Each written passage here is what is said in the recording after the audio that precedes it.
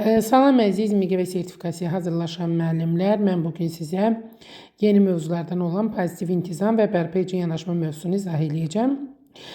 Müasir təhsil sistemində şagird və tələbə davranışını formalaşdırmaq üçün ən effektiv yanaşmalar cəzaya deyil, hörmət və məsuliyyətə əsaslanan modellərdir. Bəli, yəni tələbəyə, şagirdə nə qədər hörmətlə, empatiya quraraq yanaşsaq, bir o qədər də istədiyimiz nəticəni əldə edərik.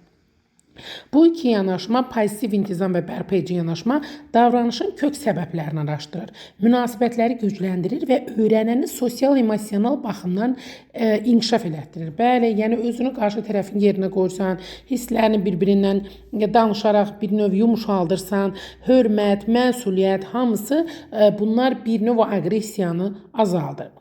Baxaq görə pozitiv intizam nədir? Pozitiv intizam müəllim-tələbə münasibətlərində, müəllim-şagird münasibətlərində, yəni təhsil alan, təhsil verən münasibətlərində hörmət, məsuliyyət, empatiya və daxili motivasiya üzərində qurulan müasir psixoloji, pedaqoji modeldir. Bəli, görürsünüz, hörmət də var, məsuliyyət də var, empatiya da var, daxili motivasiya da var. Goleman nəzəriyyəsini yadınıza salın.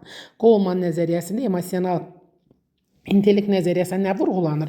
Özünü dərk, özünü idarə, motivasiya, münasibətlərin idarə olunması, empatiya, bunlar ön plandadır. Və bu yanaşma Alfred Adler və Rudolf Dreikurs'un humanizm psixologiyasına, fərdi psixologiya prinsiplərinə əsaslanır və məqsəd şagirdləri cəzalandırmaq deyil, onları məsuliyyətli, özünə güvənən və sosial bacarıqları inkişaf etmiş fərdlərə çevirməkdir. Yəni, pozitiv intizamın nəticəsi nədir? Tələbənin normal, düzgün, mənəvi cəhətdən zəngin olan şəxsiyyətə çevirməkdir. Nəzəri əsas Adler psixologiyasında görə nələr vurğulanır? Adlerə görə hər bir insanın iki fundamental ehtiyacı var. Aidlik və dəyərli olmaq. Aidlik nədir? Şagird sinifdə özünü qəbul olunmuş hiss etmirsə, davranışla bunu kompensasiya etməyə çalışır. Yəni, özünə aid olduğu yerdə hiss eləməlidir ki, mən bura aidəm, yoxsa yox. Elə insanlar var da, yəni, məsələn, deyir ki, bu mühit mənə aid deyil və yaxud da mən bu mühitə aid deyiləm. Və dəyərli olmaq. Uşaq dəyər verildiyini hiss etmirsə, diqqət çəkmək, müqavimət göstərmək və ya geriyə çəkilmək kimi davranışlara üz tutmalı olur. Yəni, dəyərli olmaq və aidlik Adler psixologiyasında əsas fundamental ehtiyaclar hesab olunur. Aidlik ehtiyacı və dəyərli olmaq ehtiyacı. Və bu iki ehtiyac ödənəndə intizam pozuntuları minimuma enir. Ona görə də şagirdlər arasında aidlik hissini və dəyərli olmaq, bir şagirdə nə qədər dəyərli olduğunu xatırlatsaq, həmən o düşdüyü mühitdə necə aid olduğunu onlara xatırlatsaq, başa salsaq, şərt deyil ki, hər hansı bir sözlə deyil, hər hansı bir resmi mimika ilə də bunu onların nəzərinə çatdırsaq, bu problemi minimuma endirə bilərik. Pozitiv intizamın fundamental prinsiplərinə gəlin, baxaq. Birinci prinsipimiz hörmət və tələbkarlığın balansı, hörmət və rəhimli tələbkarlıq. Pozitiv intizamın yumuşaq müəllim və ya sərt müəllim modeli ilə əlaqəsi yoxdur. Burada yüksək hörmət, yüksək tələbkarlıq, sağlam intizam mühiti yaratmış olur. Yəni, ümumiyyətlə, bu model bayaq dediyim kimi Goleman nəzəriyyəsinə əsasən formalaşır. Yəni, Goleman nəzəriyyəsinin bir növ tökdüklərini yığır, yaxşı mənada. Çünki burada müəllim həm qaydalara ciddi yanaşır, həm də şagirdin şəxsiyyətinə hörmət etmiş olur və mütləq şəkildə qorxu olmamalıdır. Nizam, intizam qorxudan yox, əməkdaşlıqdan qaynaqlanmalıdır. Yəni, nə qədər düzgün şəkildə sərbəstlik verilsə, düzgün şəkildə münasibətlər idarə olunsa, əməkdaşlıq formalaşsa, yüksək hörmət də olacaq, yüksək tələbkarlıq da və sağlam nizam, intizam mühiti də formalaşmış olacaqdır. Fundamental deməli prinsiplərimizin birincisi nə oldu? Hörmət və tələbkarlığın balansı. Müəllim mütləq o balansı qorumalıdır. Hörmət də yerində olmalıdır, tələbkarlıq da yerində olmalıdır. Yəni, heç biri bir-birindən üstə çıxmamalıdır. İkincisi, təhsil alanın, yəni uşağın davranışının səbəbini anlama. Hər davranışın arxasında bir ehtiyac var. Diqqət, aidlik, güvənlik, müstəqillik və müəllimin əsas işi nədir? Bunları tapıb çıxartmaq və şagirddə bu əksik qalan ehtiyacı tamamlamaq. Üçüncüsü, cəza deyil, nəticə tətbiqi, cəza deyil, davranışın səbəbi. Cəza davranışı müvəqqəti dəyişir. Səbəbə toxunmur. Görürsünüz, necə gözəl cümlədir. Davranışı müvəqqəti dəyişir ki, yəni sən həmin vəziyyətdə müvəqqəti qarşısına ala bilsən. Amma səbəbə toxunmur. Yəni onun özəyinə düşmürük biz ki, kökündən həll eləyək. Pozitiv intizam suallar verir. Şagird nəyə görə belə davranır? Onun ehtiyacı nədir? Bu davranış hansı mesajı verir? Bu davranışın arxasında hansı sosial emosional çətinlik var? Görürsünüz, suallar bizi avtomatik o əsas istiqamətə, kökə, nüvəyə doğru aparır ki, biz bunu kökündən həll eləyək. Yəni səthi yanaşmayaq, dərindən yanaşaq, məsələni, problemi dayaz yox, dərindən həll edə bilək. Dördüncüsü məntiqli və təbii nəticələr. Təbii nəticə davranışın real həyatda özünə yaratdığı nəticə. Məsələn, kitabı evdə unudan tələbə və yaxud da şagird dərsdə çətinlik yaşayır. Məntiqli nəticə müəllim tərəfindən hörmət və empatiya ilə qurulan nəticədir. Yəni məsələn, ümumiyyətlə bu misallar çəkir, sonra mən ümumi fikrimi deyəcəm. Məsələn, qarışıqlıq yaradan şagird dərsdən sonra sinif yoldaşı ilə birlikdə buraxdığı işi təmizləyir. Yəni hər hansı bir işi tamamlayırlar, təmizləyirlər, yəni işi tamamlayırlar. Fərq nədədir? Məntiqli nəticə cəza deyil, öyrətmə prosesidir. Bu nəticələr şagirdi incitmir, məsuliyyət formalaşdırır. Nə demək istəyirəm? Baxın, behaviorizm nəzəriyyəsində belə bir yanaşma var. Müsbət cəzalandırma, mənfi cəzalandırma, yəni müsbət gücləndirmə, mənfi gücləndirmə. Bunlar nədir? Yəni sən şagirdə cəza versən belə, sən onu elə formada eləməlisən ki, o ondan nəticə çıxarsın. Yəni aqressiya yaranmasın müəllimə qarşı. Burada da onun kimi, yəni kitabı evdə unuda bilər. Yəni müəllim çalışmalıdır ki, bunu hörmət, empatiya ilə qarşılasın. Yəni ona daha da aqressiv yanaşmasın. Düzdür. Yəni sən elə formada deməlisən ki, yəni o həmişə evdə qoymasın da, o deməsin ki, daha müəllim onsuz da əhəmiyyət vermir, həmişə evdə qoyma. Xeyr. Yəni onu normal qarşılaya bilərsən, özünü onun yerinə qoya bilərsən, empatiya qura bilərsən. Ancaq mütləq şəkildə o tələbkarlıq prinsipində o balansı qorumaq lazımdır. Birinci prinsipimiz nə idi? Balansı qorumaq, tələbkarlıq və hörmətin balansı. Baxın onun kimidir. Müəllim çalışmalıdır ki, o balansı qorusun. Yəni məsələn, qarışıqlıq yaradan şagird dərsdən sonra sinif yoldaşına birlikdə buraxdığı işi təmizləyir. Yəni hər hansı bir iş görüblər, hər hansı bir tələbəni incidib və yaxud da hər hansı bir tələbəyə mane olub, müəllim çalışmalıdır ki, ona cəzanı elə versin ki, öyrədici cəza olsun. Yəni əsas məsələ cəza vermək deyil, yenə deyirəm. Əsas məsələ onları öyrətməkdir. Yəni o vəziyyətdə elə eləməliyik ki, o vəziyyətdə nəticə çıxartsın. Dediyim kimi, behaviorizm nəzəriyyəsində məsələn hər hansı bir mənfi cəzalandırma var.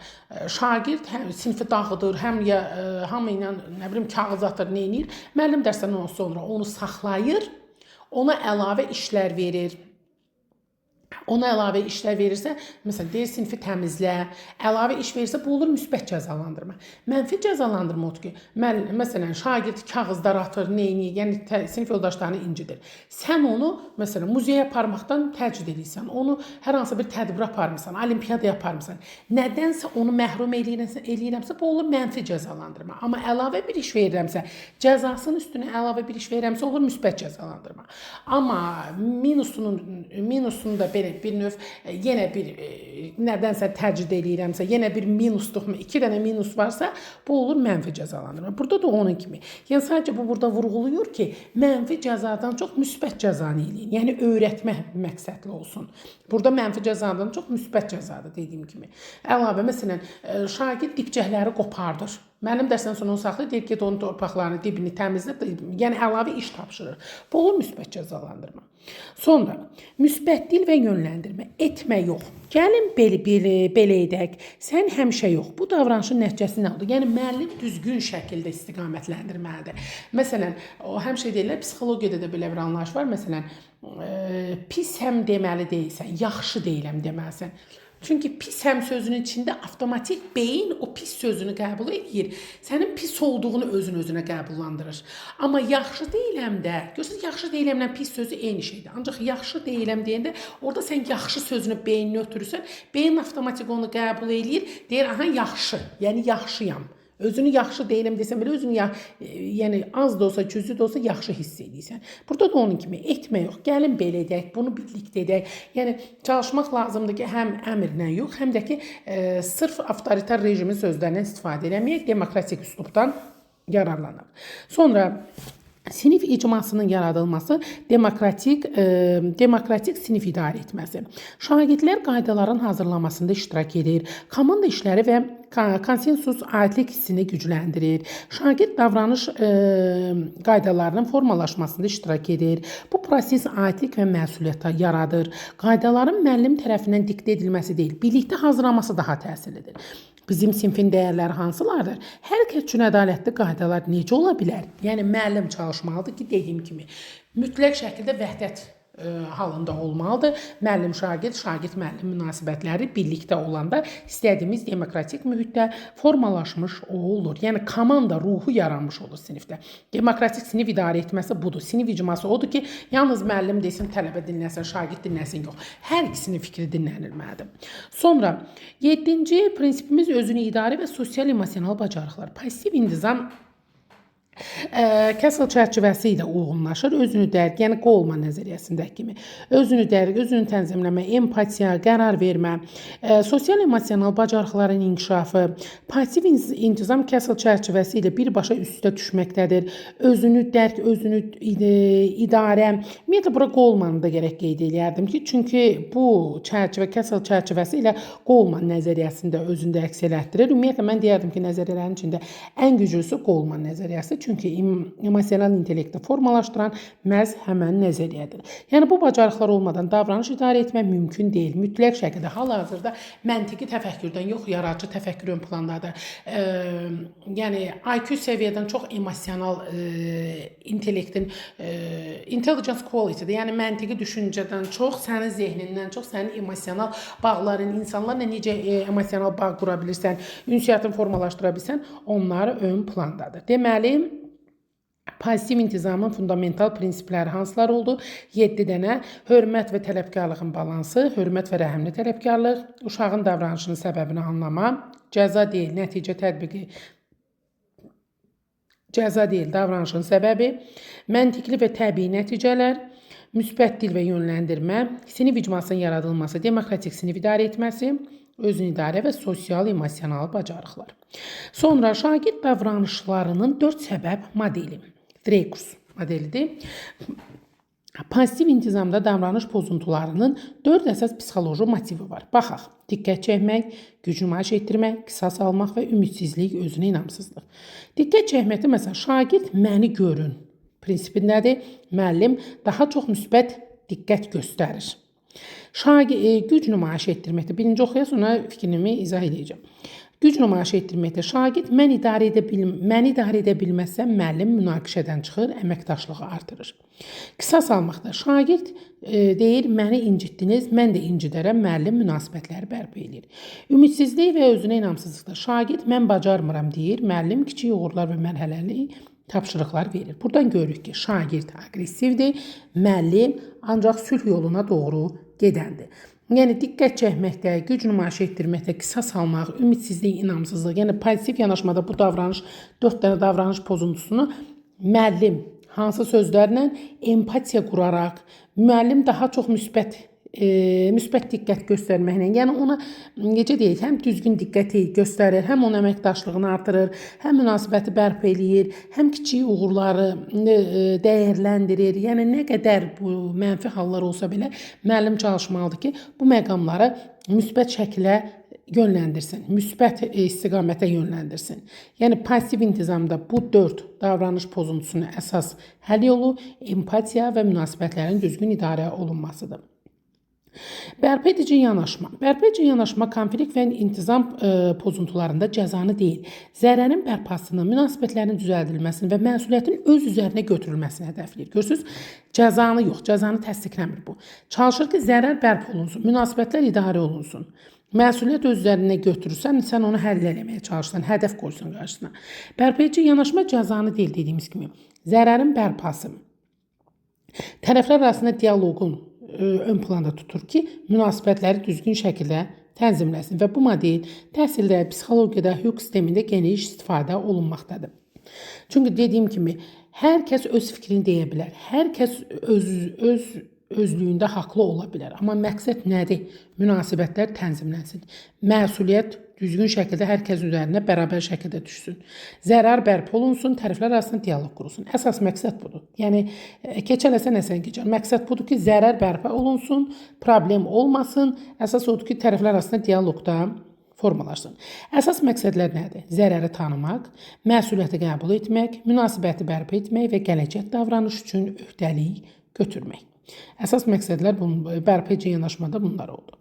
Bərpa-edici yanaşmanın fəlsəfəsi belədir ki, insanlar səhv edə bilər, amma münasibət bərpa olunmalıdır. Davranış insana deyil, davranış insana deyil, davranışa yönəlir. Yəni nə deməkdir bu? Sən elədiyin səhv bir hərəkət sənin yəni özünə yox, sənin gələcək o biri davranışına yönəlir. Yəni belə deyim, sənin o növbəti davranışını bir növ ona zəmin yaradır. O həmin davranışı formalaşdırır ki, sən bir mənfi davranış sərgiləsən, o biri mənfi davranışın avtomatik yol açmış olsan. Təhlükəsiz mühit yaratmaq üçün cəza yox, dialoq lazımdır. Bayaqdan dediyim. Müəllim hakim deyil, şagird günahkar deyil, proses öyrənmədir. Necə gözəl cümlədir. Müəllim hakim deyil ki, hər kəsi kəssin doğrasın. Şagird günahkar deyil. Çünki hamının səhvi düz ola bilər. Proses öyrənmədir. Çox gözəl yanaşmadır. Bu super də fikirdir. Yaddan çıxartmayın bu fikri. Hər yanda, müsahibədə falan hər yerdə istifadə edə biləcəyiniz bir cümlədir. Zərər görülmüşsə, bu zərərin kimlərə təsir etdiyi araşdırılır. Mütləq şəkildə belə deyim, mən bunların hamısını ümumiyyətlə bu fikirləri ingilis ədəbiyyatından istifadə edib onlardan yararlanıb hazırlamışam. Çünki həmən dilin ədəbiyyatını istifadə edərək hazırlayanda daha yaxşı nəticə olur. Yəni burada da bu cümlələri belə deyim. Mən özüm loru dildə verməyə, bacardığım qədər loru dildə verməyə çalışıram ki, hamıya rahat olsun, hamı da başa düşsün. Qeyd elədim ki, bilmiş olasınız. Zərər görülmüşsə, bu zərərin kimlərə təsir etdiyi araşdırılır. Hər hadisə bir sistemə təsir eləyir. Görürsünüz, bu da gözəl cümlə. Hər hadisə bir sistemə təsir edir. Sən çalışmalısan ki, düzgün şəkildə dialoq qurdurasan şagirdlər arasında və yaxud da elə özün də qurasan ki, hər hadisə bir sistemə, yəni müsbət təsir eləsin, mənfi təsir eləməsin. Şagird, yoldaş, müəllim, sinif, uşaq. Baxın, bu bir növ bumerang fırlanır. Yəni dairəvi şəkildə fırlanır, gedir, yəni şagirddən yoldaş, yoldaş müəllim münasibəti, müəllim sinifdə uşaqlar var, şagirdlər var. Yəni bir istiqamətdən sən əməkdaşlığa doğru gedirsən və münasibətləri tənzimləmək üçün də yoldaşınla da düzgün ünsiyyət qurmalısan, müəlliminlə də, sinfinlə də.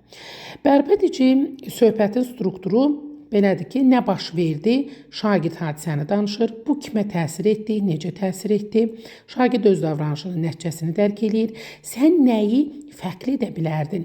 Təhlil edir şagird. Zərərin aradan qaldırılması üçün nə etməyə təklif edirsən? Məsuliyyəti götür üzərinə. Gələcək üçün öhdəliklər nədir? Davranışın dəyişikliyi planı hazırlanmış olur. Bu model şagirdə məsuliyyət, özünü idarə, ictimai davranış kimi keyfiyyətlər qazandırır. Yəni sən şagirdə nə baş verdi sualını versən, bu kimə təsir elədi, necə təsir elədi, sən nəyi fərqli eləyə bilərdin, zərəri aradan qaldırmaq üçün nə etməyi təklif eləyirsən, gələcək üçün öhdəliklər nələrdir? Yəni bu sualları verərək və buna oxşar sualları verərək şagirddə bərpa-edici söhbəti düzəltmək olar. Şagirdləri düzgün şəkildə istiqamətləndirib onlarda insani keyfiyyətləri, mənəvi keyfiyyətləri aşılamaq, qazandırmaq olar. Gəldiyi əsas komponentlər: bərpa-edici söhbət, bərpa-edici dairələr, cəza yox, məsuliyyət. Bərpa-edici söhbətdə nələr aiddir? Müəllim və şagird arasında empatik dialoq olur. Nə baş verdi? Kimin haqqına girildi? Bu kimə necə təsir etdi? Nəyə düzəltmək lazımdır? Bu bərpa-edici söhbətdir. Bayaq yuxarıda vurğuladığımız. Bərpa-edici dairələr nədir? Sinif həmrəyliyini artırmaq üçün müəllim müzakirə dairələri olur.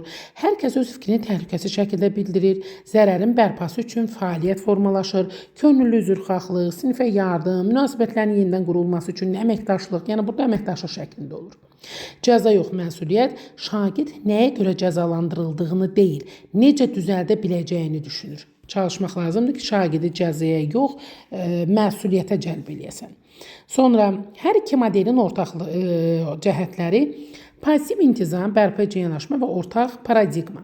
Pozitiv intizama gəlin baxaq. Davranışın səbəbini araşdırır, hörmət və əməkdaşlıq var, cəza əvəzinə nəticə var, qaydaların birgə hazırlanması və adilik hissi yaradır.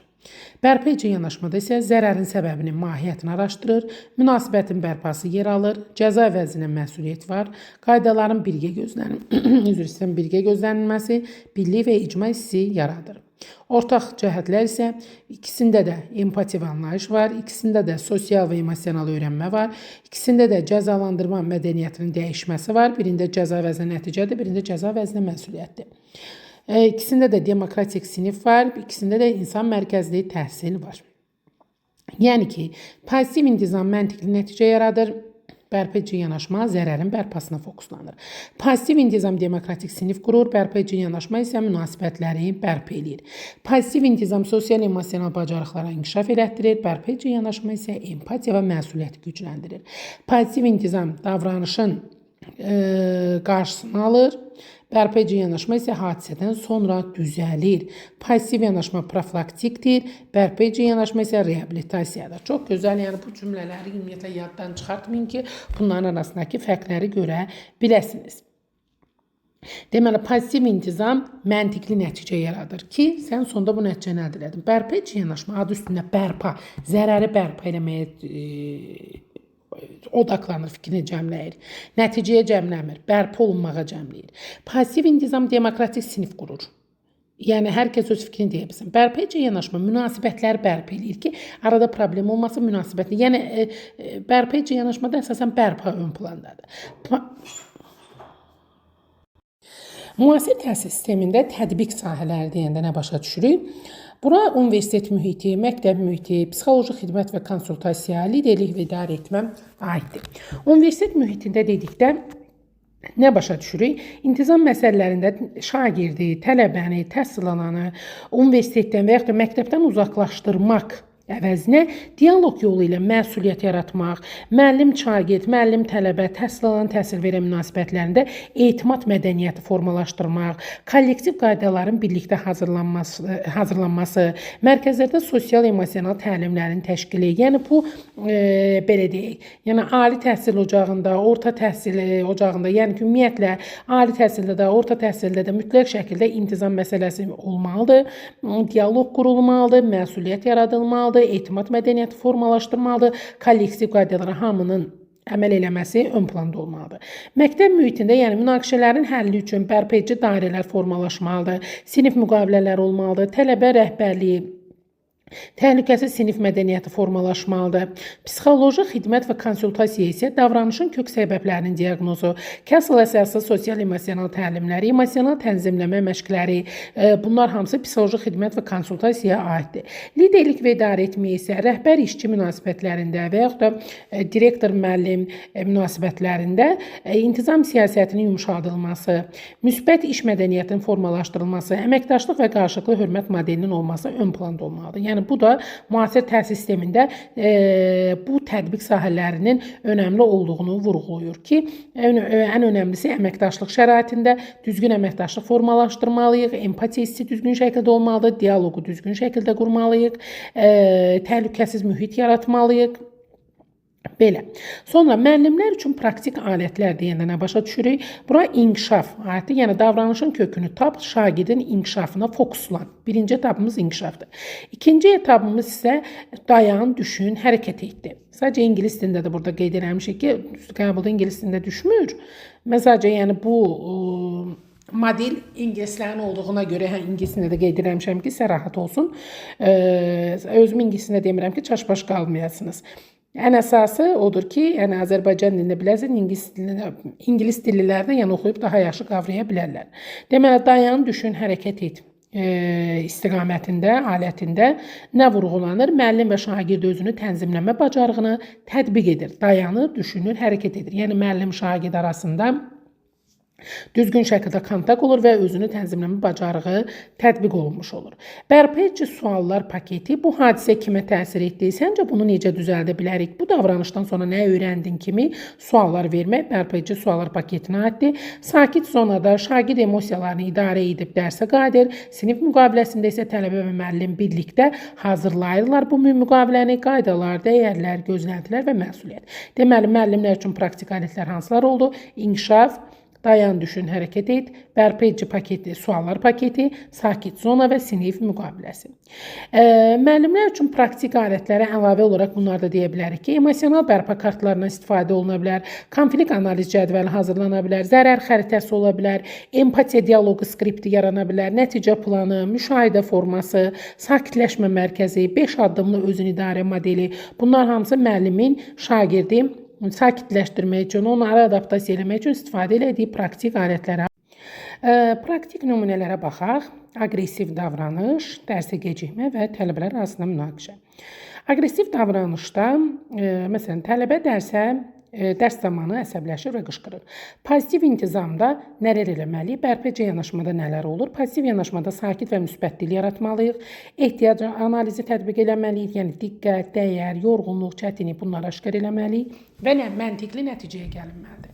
Bərpəcə yanaşmada isə suallar ünvanları kimə təsir etdi, şagird nəyə bərpa etməlidir kimi suallar kifayət eləyir və öhdəlik planı hazırlanmalıdır ki, nələr eləsən daha yaxşı olar.